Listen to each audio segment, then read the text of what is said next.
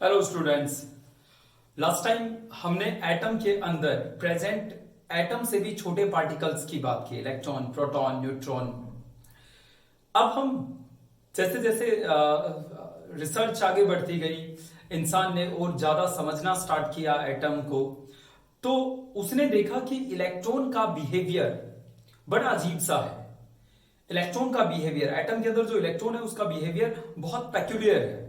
जैसा आपने अब तक पढ़ा है और 10th तक, आप यहां पढ़ेंगे कि वो जो आपने 10th तक पढ़ा है वो भी एक हिस्सा है उसकी पर्सनैलिटी का, इलेक्ट्रॉन की पर्सनैलिटी का। राइट, आपने अब तक ये देखा कि इलेक्ट्रॉन न्यूक्लियस के चारों तरफ घूमता है, राइट, बट वो घूमते घूमते और भी बहुत कुछ करता है। ये आपको जानना है अब आगे। ठीक है, आगे हम ये देखेंगे कि इलेक्ट्रॉन का बिहेवियर घूमने के अलावा और कैसा कैसा है। उसी बिहेवियर को समझने से पहले हमें कुछ और बातें भी जाननी है, राइट। जैसे आज हम सबसे पहले बात करने वाले हैं इलेक्ट्रोमैग्नेटिक वेव्स की। सही मायने में ये एक भूमिका तैयार कर रहे हैं, हम जो अब हम पढ़ रहे हैं ये एक भूमिका तैयार कर रहे हैं उस चीज की जो हमारे आगे काम आएगी, राइट। इलेक्ट्रॉन का जो व्यवहार हम देखेंगे उस व्यवहार को समझने में हमारी हेल्प करेगा ये सारी चीजें। तो सबसे पहले अब हम बात करते हैं इलेक्ट्रोमैग्नेटिक वेव्स की।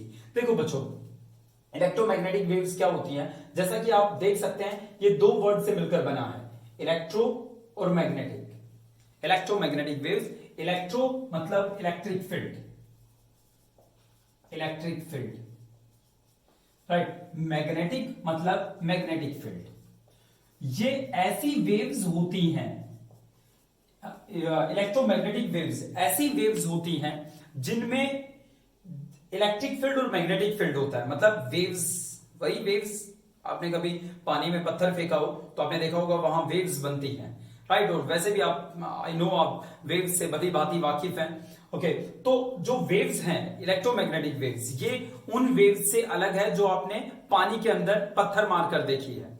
इन वेव्स की खूबसूरती इस बात में है कि जब ये वेव्स चलती हैं तो इनमें इलेक्ट्रिक फील्ड और मैग्नेटिक फील्ड होता है, पहली बात। दूसरी बात, उस जो वेव्स चल रही है वो वेव्स आपको आपकी तरफ आती हुई दिख रही है, राइट। जो वेव्स आपको आपकी तरफ आती हुई दिख रही है उस वेव के दो हिस्से हैं।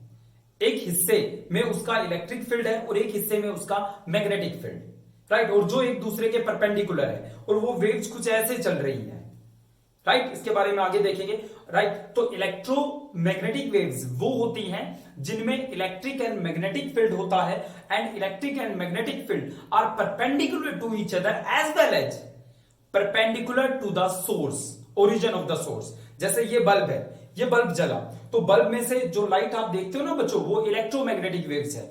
जानेंगे इलेक्ट्रोमैग्नेटिक वेव्स कहां कहां होती है, समझेंगे उसे भी। तो मान लो ये बल्ब है, जैसे ये बल्ब जलेगा तो बल्ब, जो लाइट निकल रही है वो लाइट इलेक्ट्रोमैग्नेटिक वेव्स है, राइट। तो वो लाइट जब निकलेगी तो जहां से निकल रही है उसके एग्जैक्टली परपेंडिकुलर वो वहां से ओरिजिनेट होगी, राइट। जब वो निकलेगी तो एकदम 90 का एंगल बनाएंगी वहां से, राइट। और जब वो निकलेगी तो 90 का एंगल बनाएंगी, साथ में उसमें दो चीजें और भी होंगी, क्या क्या, electric field and magnetic field, वो एक साथ वहां से दोनों बाहर निकलेंगे। तो electromagnetic waves are those in which electric field and magnetic field are oscillate in perpendicular to each other. ये वो वेव्स होती हैं जिसमें इलेक्ट्रिक फील्ड होता है और मैग्नेटिक फील्ड होता है, और इलेक्ट्रिक और मैग्नेटिक फील्ड एक दूसरे के परपेंडिकुलर होता है, ठीक है, and perpendicular to the source also. Okay, right. देखो बच्चों, तो ये है इलेक्ट्रोमैग्नेटिक वेव्स। तो इलेक्ट्रोमैग्नेटिक वेव्स समझने से पहले हमें एक दो बातें और भी समझनी है। जैसे वेवलेंथ क्या होती है, वेवलेंथ, राइट। वेवलेंथ किसे कहते हैं, देखो बच्चों, जब ये इलेक्ट्रोमैग्नेटिक वेव चलती हैं तो कुछ ऐसे चलती हैं। फिजिक्स की दुनिया में हम इसे ऐसे कहते हैं कि पहले इनका मैग्नीट्यूड बढ़ता है, बढ़ते बढ़ते मैक्सिमम हो जाता है, राइट। फिर ये घटने लगता है, घटते घटते मिनिमम हो जाता है, फिर बढ़ने लगता है मैक्सिमम मिनिमम, मैक्सिमम मिनिमम, ऐसे चलती हैं ये वेव्स। मतलब ये वेव्स कुछ ऐसे चलती हैं, राइट। हमने एक ये मान लेते हैं कि विजनरी एक लाइन लगा दी, राइट। हमने कहा पहले उस लाइन से बहुत ऊपर चली जाएंगी, फिर उस मैक्सिमम हाइट पे जाने के बाद फिर नीचे आना स्टार्ट होंगी, मिनिमम हाइट कवर करने के बाद फिर मैक्सिमम मिनिमम, ऐसे। और जो ये हाइट कवर करती है ना बच्चों, हम इसे एम्पलीट्यूड कहते हैं, वेव का एम्पलीट्यूड।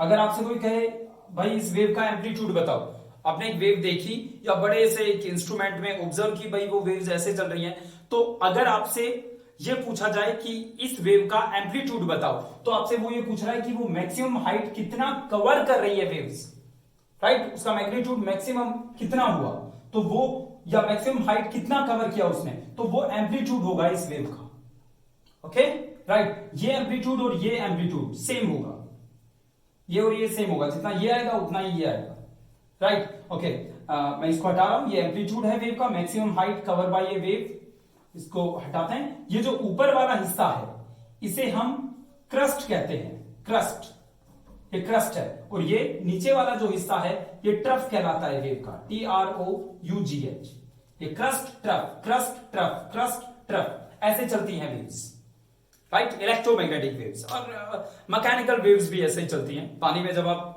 पत्थर फेंकते हैं तो आप ऐसे ऐसे देखते हो, तो वो जो ऐसे ऐसे लहरें बन रही है उसमें क्या है, जो ऊपर उठा हुआ हिस्सा है वो क्रस्ट है, फिर एकदम नीचे से अब देखोगे थोड़ा गैप आ गया, फिर लहर ऊपर उठ रही है, राइट, तो वो क्या है, वो क्रस्ट, और जो पानी के नीचे भी है जो आपको दिख नहीं रही, ओके, जो आपको हल्का सा गैप दिख रहा है वो ट्रफ है। ओके खैर, पर हम इलेक्ट्रोमैग्नेटिक वेव्स की बात कर रहे हैं तो उसी तक सीमित रहते हैं। तो ये वेव है, ये वेव है, राइट। तो वेव का जो ये ऊपर वाला हिस्सा है ये क्रस्ट, नीचे trough, crust trough, crust trough, ये है, ठीक है, राइट। देखो बच्चों, अब वेवलेंथ किसे कहते हैं ये समझिए, सॉरी ये थोड़ा सा मैंने शायद नीचे बना दिया। ओके, वेवलेंथ किसे कहते हैं, दो कंजुगेटिव क्रस्ट के बीच का डिस्टेंस उस वेव की वेवलेंथ कहलाता है। जैसे मैक्सिमम हाइट इसने ये कवर की, इसने ये, राइट, तो इस क्रस्ट कंजुगेटिव मतलब ये क्रस्ट फिर नेक्स्ट क्रस्ट, इन दो क्रस्ट के बीच का डिस्टेंस वेवलेंथ कहलाता है।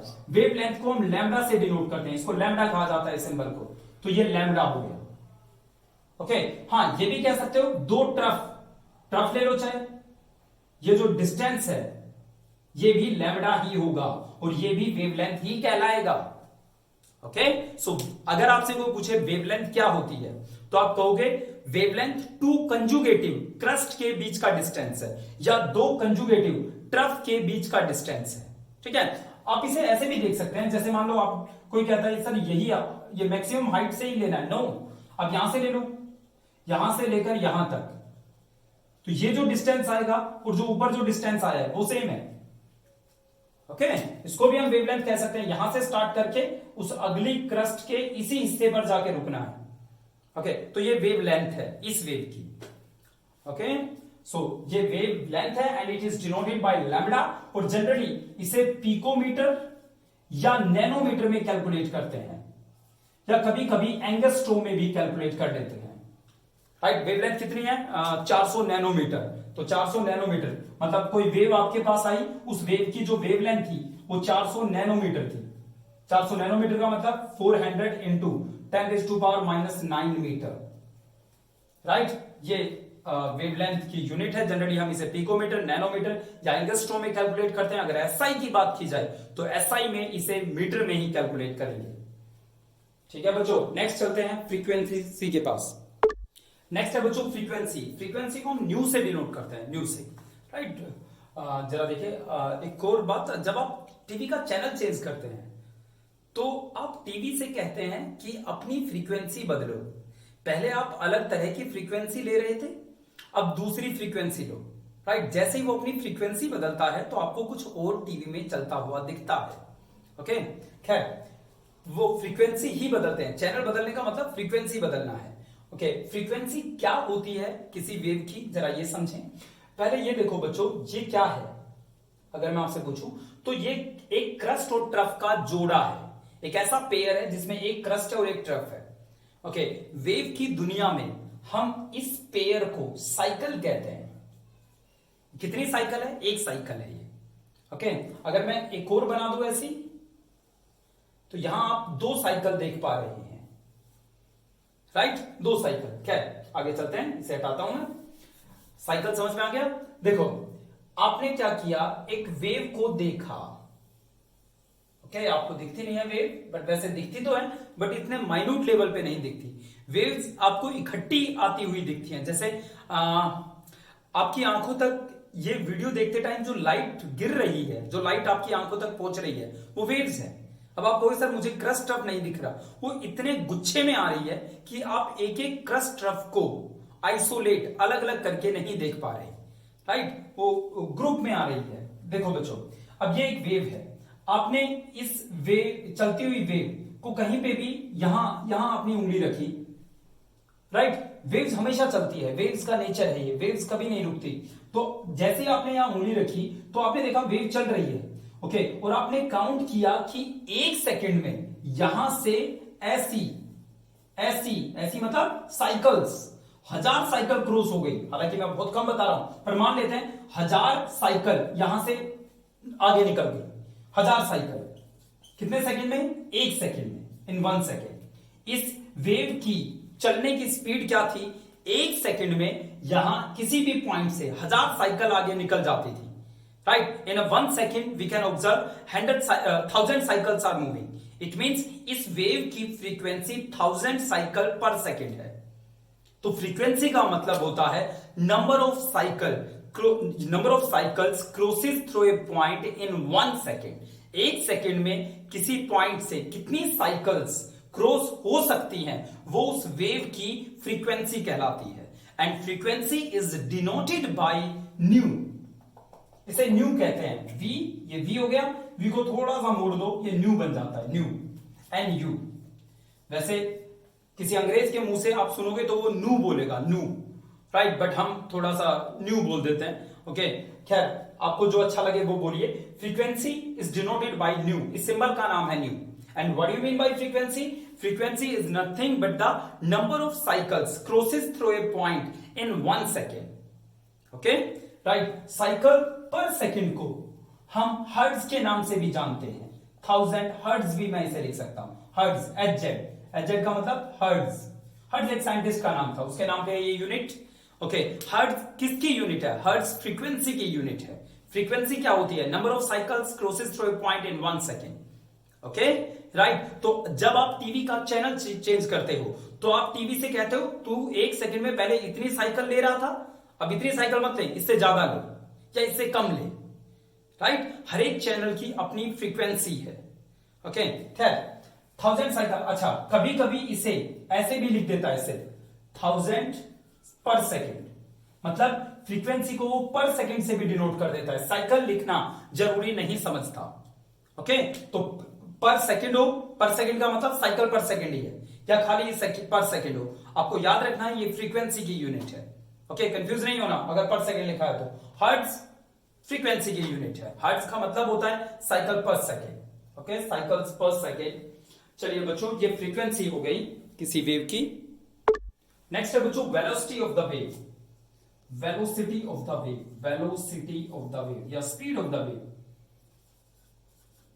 देखो, इसे सी से डिनोट करते हैं, velocity of the wave. Velocity क्या होगी? वेलोसिटी आप कह सकते हो 1 सेकेंड में कोई वेव, कोई साइकिल जितना डिस्टेंस ट्रेवल करती है, 1 सेकेंड में कोई वेव या कोई साइकिल जितना डिस्टेंस ट्रेवल करती है, वो उसकी वेलोसिटी कहलाएगी, राइट, वेलोसिटी कहलाएगी। इसको समझने के लिए आप एक बात बताओ बच्चों, मैं एक एग्जांपल देना चाहूंगा।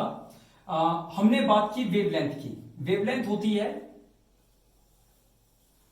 किसी क्रस्ट या किसी ट्रफ के बीच का डिस्टेंस, ये वेवलेंथ होती है। वेवलेंथ को हम लैम्डा से डिनोट करते हैं, राइट, राइट, ये लैम्डा या वेवलेंथ है ये, ओके। 2 क्रस्ट या 2 ट्रफ के बीच का डिस्टेंस। मैं स्पीड की बात कर रहा हूं, हम स्पीड तक पहुंचेंगे, जरा देखना बच्चों। अच्छा, फिर हमने बात की फ्रीक्वेंसी की। फ्रीक्वेंसी होती है 1 सेकेंड में जितनी वेव्स क्रॉस कर सकती हैं, 1 सेकेंड में जितनी वेव्स क्रॉस कर सकती हैं, वो उस वेव की फ्रीक्वेंसी होगी, ओके। एक बात पे गौर फरमाइए, सपोज किसी रेलवे ट्रैक के पास आप खड़े हैं, किसी रेलवे ट्रैक के पास आप खड़े हैं, ओके, वहां से एक रेल गुजर रही है, ट्रेन गुजर रही है, ओके। तो ट्रेन में 50 डब्बे हैं, सपोज ट्रेन में 50 डब्बे हैं, ओके, 50 डब्बे हैं। दूसरी बात, आपके सामने से 20 डब्बे क्रॉस हो जाते हैं 1 सेकेंड में, और हर डब्बे की लेंथ 10 मीटर है, ओके, मैं दोबारा से अपना सवाल पूछता हूं। आप एक रेलवे ट्रैक के पास खड़े हैं, ट्रेन के चलो कितने भी डब्बे हैं, 50 100 जितने भी डब्बे हैं, हमें कोई मतलब नहीं है। आप ये बताओ, आपके सामने से ट्रेन गुजर रही है, एक सेकंड में वहां से 10 डब्बे क्रॉस हो जाते हैं और हर डब्बे की लेंथ 50 मीटर है। तो बताओ ट्रेन की स्पीड क्या है। दोबारा से एक बार सवाल करता हूं और अपना दिमाग लगाइए। आप एक रेलवे ट्रैक के सामने खड़े हैं, ठीक है, ये रेलवे ट्रैक है। ओके, रेलवे ट्रैक के सामने खड़े हैं तो आपने देखा वहां से एक ट्रेन गुजर रही है, राइट, एक ट्रेन गुजर रही है और ट्रेन के एक सेकंड में वहां से 10 डब्बे क्रॉस हो जाते हैं, राइट, 10 डब्बे क्रॉस हो जाते हैं और हर डब्बे की लेंथ 50 मीटर है। एक सेकंड में 10 डब्बे, राइट, हर डब्बे की लेंथ 50 मीटर, यानी एक सेकंड में कितने मीटर ट्रेन आगे शिफ्ट हो गई? 500 मीटर। भाई आपके सामने से 10 डब्बे गुजर गए, हर डब्बे की लेंथ 50 मीटर थी, तो ट्रेन की स्पीड बताइए, 500 मीटर पर सेकंड। आपने ऐसा करने के लिए, उसकी स्पीड निकालने के लिए नंबर ऑफ डब्बे, जितने भी ट्रेन के बोगी वहां से क्रॉस हुई, डब्बे क्रॉस हुए, इनटू हर एक डब्बे की जो लेंथ थी उससे मल्टीप्लाई किया ना, राइट। ऐसे ही अगर किसी वेव की स्पीड निकालनी है, राइट, स्पीड निकालनी है, तो ये जो वेव लेंथ है ये उस डब्बे की लेंथ, मान लो भाई ये एक डब्बा है, राइट, ये एक डब्बा है, एक डब्बा है, ओके, मान लो ये 10 मीटर का है और एक सेकंड में वहां से 50 डब्बे क्रॉस हो जाते हैं, यानी 50 वेव्स क्रॉस हो जाती है। तो बताओ वेव की स्पीड क्या है। जैसे आपने ट्रेन की स्पीड निकाली, क्या किया आपने? ट्रेन की स्पीड निकालने के लिए वेव लेंथ को फ्रीक्वेंसी से मल्टीप्लाई कर दिया, राइट। आपने ट्रेन की स्पीड निकालने के लिए वेवलेंथ मतलब डब्बों की लेंथ, राइट, फ्रीक्वेंसी मतलब एक सेकंड में कितने डब्बे क्रॉस हो रहे हैं, उससे मल्टीप्लाई कर दिया, इससे आपको स्पीड पता लगी ना। ओके, तो अगर आपसे कोई किसी वेव की स्पीड पूछता है तो आपको उस वेव की वेवलेंथ और फ्रीक्वेंसी से मल्टीप्लाई करना है, इससे आपको उस वेव की स्पीड पता लग जाएगी। ठीक है बच्चों, स्पीड क्या होती है? एक सेकंड में कोई वेव कितना डिस्टेंस ट्रेवल करती है। एक सेकंड में कोई वेव से मेरा मतलब साइकिल है, राइट। एक सेकंड में एक साइकिल कितना डिस्टेंस कवर कर लेगी, वो उस वेव की स्पीड होगी, and speed is denoted by C, right. Okay, एक छोटी सी बात और, शायद आपको अच्छी लगे ये बात, कि इस दुनिया में जितने भी इलेक्ट्रोमैग्नेटिक वेव्स हैं उन सबकी स्पीड 3 × 10⁸ मीटर पर सेकेंड है। जितनी भी इलेक्ट्रोमैग्नेटिक वेव्स हैं, राइट, उनकी स्पीड 3 × 10⁸ मीटर पर सेकेंड है। मतलब जितनी भी इलेक्ट्रोमैग्नेटिक वेव्स है उन सबकी वेवलेंथ और फ्रीक्वेंसी का जो प्रोडक्ट है, की जो गुणा है, वो हमेशा इसके बराबर आएगी। अगर कहीं पे किसी वेव की वेवलेंथ बढ़ गई तो उसकी फ्रीक्वेंसी घट जाएगी, राइट, क्योंकि अगर दोनों बढ़े तो वैल्यू बढ़ सकती है। आप समझ रहे हैं, राइट। वैल्यू को इतना ही रखना है, तो एक बढ़ता है तो दूसरा घट जाता है, दूसरा बढ़ता है तो तीसरा, मेरा मतलब है वेवलेंथ, नॉट तीसरा, वेवलेंथ घट जाती है, राइट। बट इनका प्रोडक्ट हमेशा 3 × 10⁸ मीटर पर सेकेंड ही रहेगा। ओके, तो ये थी स्पीड हमारी वेव की। नेक्स्ट है वेव नंबर। नेक्स्ट है बच्चों वेव नंबर। वेव नंबर किसे कहते हैं जरा देखो। वेव नंबर को हम न्यू बार से डिनोट करते हैं। वेव नंबर को हम न्यू बार से डिनोट करते हैं। वेव नंबर क्या होती है जरा देखिए बच्चों। वेव नंबर को न्यू बार से डिनोट किया जाता है, and wave number are nothing but the number of waves. Number, जब भी हम ये वर्ड बोलते हैं ना, नंबर ऑफ वेव्स, इसका मतलब number of cycles, right. Number of waves present in 1 centimetre length. कितनी वेव्स प्रेजेंट है 1 सेंटीमीटर लेंथ में, जितनी वेव्स प्रेजेंट है, जितना नंबर प्रेजेंट है वेव्स का, वो नंबर उस वेव का वेव नंबर कहलाएगा। जैसे मान लो मेरे पास ये कोई वेव है, राइट, तो इसकी वेवलेंथ है, मान लेते हैं 10 या 8 पिकोमीटर, राइट। एक वेव है, उसकी वेवलेंथ है 8 पिकोमीटर, ठीक है। हमने ये देखा 1 सेंटीमीटर लेंथ में कितनी वेव्स प्रेजेंट है, जितनी वेव्स प्रेजेंट होंगी वो इस वेव का वेव नंबर होगा, ठीक है। अब जरा देखो, यहां से एक फॉर्मूला बनाते हैं। वेव नंबर क्या होता है, डेफिनेशन समझ में आ गई होगी।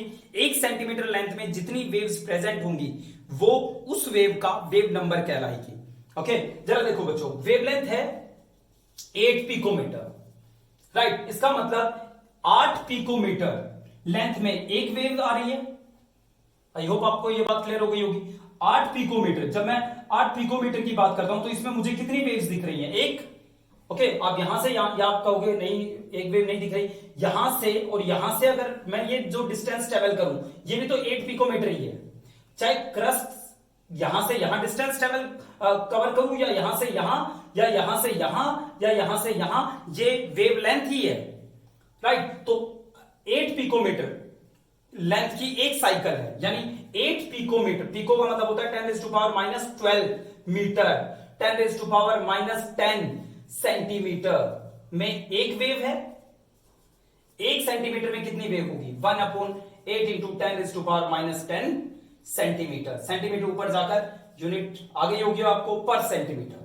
ओके, तो जब मैं वेव लेंथ को रेसिप्रोकल कर देता हूं, 1/वेवलेंथ लिखता हूं, तो मुझे वेव नंबर मिलता है। तो यहां से हमने एक फॉर्मूला बनाया कि वेव नंबर कुछ और नहीं बल्कि 1/λ होता है। ये याद रखेंगे, राइट। एक और बात याद रखेंगे कि हमेशा वेव नंबर को सेंटीमीटर में ही कैलकुलेट करना है। मतलब लैम्बडा पिकोमीटर में हो सकता है, नैनोमीटर में हो सकता है, आपको उसे सेंटीमीटर में बदलना है, राइट। फिर इसको 1 से डिवाइड करना है। ओके बच्चों, तो वेव नंबर क्या होता है? 1 सेंटीमीटर लेंथ में जितनी वेव्स प्रेजेंट होती हैं वो उस वेव का वेव नंबर कहलाती है। And wave number are denoted by nu bar, nu bar, right. Nu से किसको डिनोट करते हैं? फ्रीक्वेंसी को। Nu bar wave number. Next है बच्चों पीरियड ऑफ द वेव, या खाली पीरियड बोलूं मैं? पीरियड क्या होता है? एक वेव किसी पॉइंट से क्रॉस होने में कितना टाइम ले रही है? एक वेव, मैं फिर दोबारा याद दिलाता हूं, एक वेव का मतलब एक साइकिल। एक साइकिल किसी पॉइंट से कितने टाइम में क्रॉस हो रही है, वो उस वेव का पीरियड कहलाएगा। And period is denoted bye tau. Tau को ऐसे लिखते हैं, right. Period of A wave is denoted bye tau. ये टाउ सिंबल है, लैटिन लैंग्वेज से आए हैं ये सारे, डेड लैंग्वेज जो हैं वहां से ये सिंबल उठाए हमने। खैर, पीरियड क्या होता है? किसी वेव का पीरियड वो टाइम होता है, राइट। वो टाइम होता है जिस दौरान एक साइकिल कहीं से क्रॉस हो सकती है। इस बात को समझने के लिए एक बार फ्रीक्वेंसी के पास चलते हैं।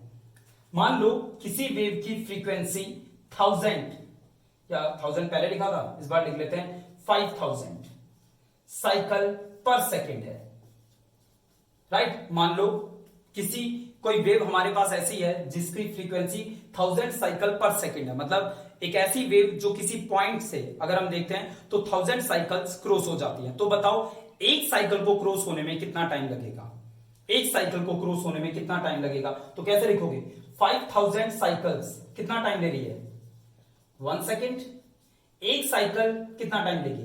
1/5000, राइट। जो टाइम आएगा पर सेकेंड, सॉरी सेकेंड ही आएगा, सॉरी सेकेंड, वो जो टाइम होगा ये वो टाइम है जिस दौरान एक साइकिल एक पॉइंट से इतने सेकंड में पास हो जाएगी, राइट। तो मैं यहां से हमारा पीरियड का एक और फॉर्मूला आ गया, ज्यादा इंपॉर्टेंट नहीं है बट फिर भी पूछ लेता है। तो एक फॉर्मूला और आ गया पीरियड का। Period is nothing but one by frequency, right. 1/न्यू is nothing but period. Period की डेफिनेशन क्या होती है? किसी पॉइंट से एक साइकिल क्रॉस होने में कितना टाइम ले रही है, राइट। किसी की फ्रीक्वेंसी 5000 साइकिल पर सेकंड थी, मतलब 5000 साइकिल एक सेकंड में क्रॉस हो जाती है, तो एक साइकिल को क्रॉस होने में इतने सेकंड टाइम लगेगा, और एक साइकिल को जितना टाइम लगता है क्रॉस होने में वही उसका पीरियड होता है। अब बच्चों हमारे पास अलग अलग तरह की इलेक्ट्रोमैग्नेटिक वेव्स हैं। अलग अलग तरह की इलेक्ट्रोमैग्नेटिक वेव्स में क्या अलग अलग है? उन सबकी वेवलेंथ अलग अलग है, उन सबकी फ्रीक्वेंसी अलग अलग है, ठीक है। हमारे पास कितनी तरह की इलेक्ट्रोमैग्नेटिक वेव्स हैं? देखिए, सबसे पहले मैं बात करता हूं कॉस्मिक वेव्स की। कॉस्मिक वेव्स नहीं लिख रहा, कॉस्मिक। फिर आती है गामा वेव्स, ये वही वेव्स हैं जो किसी रेडियो एक्टिव सब्सटेंस से बाहर निकलती हैं, राइट। फिर आती है एक्स रे, ये वही वेव्स हैं जब किसी हैवी मेटल से हमारी कैथोड रे स्ट्राइक होती है तब ये वेव्स निकलती हैं, फिर आती है अल्ट्रावायलेट, यूवी। ये वही वेव्स हैं, अल्ट्रावायलेट है, ये वही वेव्स हैं जो अगर यहां पे आने लगे धरती पे सन से, राइट, तो हमें कैंसर हो सकता है, ओजोन इन्हें रोकती है। फिर आती है विजिबल। बच्चों ये वही वेव्स हैं जिनकी हेल्प से हम देख पाते हैं। अगर हम एक दूसरे को देख रहे हैं तो इन वेव्स की वजह से, विजिबल वेव्स की वजह से। मैं इंसानों की बात कर रहा हूं, अलग अलग जानवर अलग अलग वेव्स का यूज करते हैं देखने के लिए। जैसे मधुमक्खियों की अगर मैं बात करूं तो वो अल्ट्रावायलेट वेव्स देख पाती हैं, अल्ट्रावायलेट वेव्स। इन वेव्स यूवी रीजन में देखने की जो अच्छी बात है मधुमक्खियों में कि वो दूर से ही कलर्स को बहुत अच्छे से डिस्टिंग्विश कर पाती हैं। मतलब उन्हें दूर अगर कोई फूल दिख रहा है, फ्लावर दिख रहा है, तो वो दूर से ही पहचान लेती है। हम इतने अच्छे से कलर्स को डिस्टिंग्विश नहीं कर पाते। तो अल्ट्रावायलेट जो वेव्स हैं उनका यूज करके मधुमक्खियां देखती हैं। जैसे अगर मैं अगली बात करूं इंफ्रारेड, तो इसमें हमारे मच्छर और सांप इन वेव्स को देखते हैं, इंफ्रारेड को, राइट। हम इंफ्रारेड क्या होती है, जैसे आपके शरीर से गर्मी निकल रही है, या प्रेस अगर आपने लगा रखी है तो प्रेस गर्म है, बट आप उसे देखकर नहीं बता सकते, आप उसे टच करके बताएंगे। बट अगर आपके कमरे में सांप है या मच्छर है तो वो प्रेस को दूर से देखकर बता सकता है, राइट। इसीलिए अंधेरे में मच्छर बड़े इजीली आप तक पहुंच जाते हैं, क्योंकि आपके बॉडी की हीट से, आपके शरीर की गर्मी से वो पहचान लेते हैं, पता लगा लेते हैं कि आप कहां हैं, राइट। तो मच्छर इंफ्रारेड में देखते हैं। फिर आती है बच्चों माइक्रोवेव्स, ठीक है, दिख रहा है, राइट। लास्ट में आती है, मैं यहां ये लिख रहा हूं, माइक्रोवेव के बाद फ्रेम से बाहर चले जाएंगे, रेडियो वेव्स। अब देखना बच्चों, यहां से मेरे मुंह से एक वर्ड निकल गया था, रीजन, REGION, रीजन क्या है जरा देखो बच्चों। ये जो आपके पास इलेक्ट्रोमैग्नेटिक वेव्स हैं, इन सब की वेवलेंथ अलग अलग है। Cosmic, gamma, X-ray, UV, visible, infrared, microwave, radio waves, इन सब की वेवलेंथ अलग अलग है, इन सब की फ्रीक्वेंसी अलग अलग है, राइट। कॉस्मिक की फ्रीक्वेंसी सबसे ज्यादा है, राइट, फ्रीक्वेंसी सबसे ज्यादा है, फ्रीक्वेंसी नू से डिनोट करते हैं फ्रीक्वेंसी को। फिर गामा की थोड़ी कम है, एक्सरे की और कम है, और रेडियो की सबसे कम है। ओके, फ्रीक्वेंसी सबसे ज्यादा है, वेवलेंथ सबसे कम है। ऐसा मैं क्यों कह रहा हूं, क्योंकि मैंने आपसे थोड़ी देर पहले ही बताया था कि जितनी भी इलेक्ट्रोमैग्नेटिक वेव्स हैं उन सब की खास बात यह है कि उन सब की स्पीड वेलोसिटी ऑफ लाइट जितनी है, जिसे आपने वेलोसिटी ऑफ लाइट कहा है, एक्चुअली लाइट इलेक्ट्रोमैग्नेटिक वेव्स हैं, उसके अलावा भी बहुत सारी इलेक्ट्रोमैग्नेटिक वेव्स हैं, राइट। तो ये जो सी है, अब तक आपने इसे वेलोसिटी ऑफ लाइट कहा है, जो कि 3 × 10⁸ मीटर पर सेकेंड है, होती है। आज के बाद आप कह सकते हैं कि जो ये वेलोसिटी ऑफ लाइट है, ये वेलोसिटी ऑफ लाइट नहीं, वेलोसिटी ऑफ इलेक्ट्रोमैग्नेटिक वेव्स है, राइट। जितनी भी मेरे पास इलेक्ट्रोमैग्नेटिक वेव्स है, इन सब की स्पीड सेम रहती है, 3 × 10⁸ मीटर पर सेकेंड। स्पीड से मेरा मतलब है इनके फ्रीक्वेंसी और वेवलेंथ का प्रोडक्ट। जो हमने ट्रेन और उसका एग्जांपल दिया था, वहां पे जाकर दोबारा से देख सकते हैं कि किसी भी वेव की जो स्पीड होती है वो उसकी फ्रीक्वेंसी और वेवलेंथ के प्रोडक्ट के बराबर होती है, राइट। तो जब स्पीड हमेशा सेम रहनी है, तो अगर किसी की फ्रीक्वेंसी ज्यादा है तो वेवलेंथ कम होगी, राइट। इसकी फ्रीक्वेंसी भी ज्यादा, वेवलेंथ भी ज्यादा, तो इसका मतलब तो इनका प्रोडक्ट इससे कुछ ज्यादा ही आ जाएगा। ओके, तो जैसे ही हम आगे बढ़ते हैं, इसकी फ्रीक्वेंसी कम हो जाती है बट वेवलेंथ बढ़ जाती है, इसकी फ्रीक्वेंसी कम हो जाती है, वेवलेंथ बढ़ जाती है, ताकि प्रोडक्ट उतना ही रहे। क्या बच्चों, राइट। तो ये फॉर्मूला भी है जिसके हेल्प से हम काफी न्यूमेरिकल करने वाले हैं, nu into lambda = c। आप इस फॉर्मूले का बहुत ज्यादा यूज करोगे न्यूमेरिकल्स करने के लिए, nu = c/λ, जो यहीं से आया है। ओके, इलेक्ट्रोमैग्नेटिक वेव्स को रटने का तरीका, इसके सीक्वेंस को याद करने का तरीका है कोजी एक्स यूवी इमरा। कोजी एक्स यूवी इमरा, को मतलब कॉस्मिक, जी मतलब गामा, कोजी एक्स, एक्स मतलब एक्सरे, यूवी अल्ट्रावायलेट, फिर दोबारा वी आएगा, वी मतलब विजिबल, इमरा, इमरा का मतलब है इंफ्रारेड, माइक्रोवेव, रेडियो वेव्स, कोजी एक्स यूवी इमरा। ऐसे आप इन इलेक्ट्रोमैग्नेटिक वेव्स को याद रख सकते हैं। अब मैं मुद्दे पे आता हूं, उस बात पे आता हूं जो वहां पे हम थोड़ा अटक रहे थे कि रीजन क्या है। रीजन मतलब इन सबकी वेवलेंथ अलग अलग है। जैसे विजिबल रीजन की अगर मैं बात करूं, विजिबल इस हिस्से की बात करूं, तो इस हिस्से का मतलब है 400 नैनोमीटर से 800 नैनोमीटर। मतलब मैं आज ये कह सकता हूं कि हमारी आंखें इस वेवलेंथ से लेकर इस वेवलेंथ तक को देख पा सकती हैं। राइट, 400 से 800 नैनोमीटर तक ही हम इंसानों की आंखें देख पाती हैं। अगर कोई ऐसी वेव्स आप तक आ रही है जिसकी वेवलेंथ 1000 नैनोमीटर है, तो आपकी आंख उस वेव को नहीं देख सकती, आपकी आईज ऑब्जर्व नहीं कर सकती उस वेव को। राइट, तो अलग अलग रीजन है अलग अलग इलेक्ट्रोमैग्नेटिक वेव्स का। राइट, विजिबल रीजन जो है, रीजन अब समझ में आ गया होगा शायद। विजिबल रीजन का मतलब है 400 नैनोमीटर से 800 नैनोमीटर। ये मैं वेवलेंथ की बात कर रहा हूं। कुछ बुक्स में ये वैल्यू थोड़ी बहुत ऊपर नीचे हो सकती है। राइट, दूसरी बात, ये जो जो जो सीक्वेंस है इसे हम इलेक्ट्रोमैग्नेटिक स्पेक्ट्रम के नाम से जानते हैं। Electromagnetic spectrum. ओके, एक दो न्यूमेरिकल करते हैं, देखिए। ये कहता है फ्रीक्वेंसी निकालिए, न्यू निकालिए अगर किसी की वेवलेंथ 3 इंटू 10⁻6 नैनोमीटर हो।